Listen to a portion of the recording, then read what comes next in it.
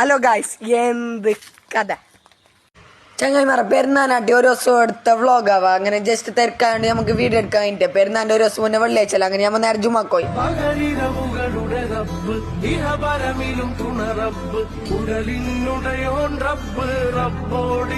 ചങ്ങായിമാരെ അപ്പൊ ഞാൻ ഹോട്ടലിലൊക്കെ ഒരു ബിരിയാണിയും ഒരു കുപ്പിയും കുടിച്ചിട്ട് ഞമ്മ നേരെ വിട്ട് എടുക്ക പെരക്കി. ഇന്ന് അപ്പൊ പെരുന്നാന് ഡ്രസ്സ് എടുക്കാൻ പോണാലോ. അങ്ങനെ നമ്മൾ നേരെ അവിടെ വിട്ടിട്ട് നേരെ പാനുക്കയ്ക്ക് പോയി. പുതിയ സ്റ്റാൻഡിലുള്ള പാനുക്കയിൽ എന്ത് തിരക്ക്, മാത്രം നല്ല കളക്ഷനും ഉണ്ട്.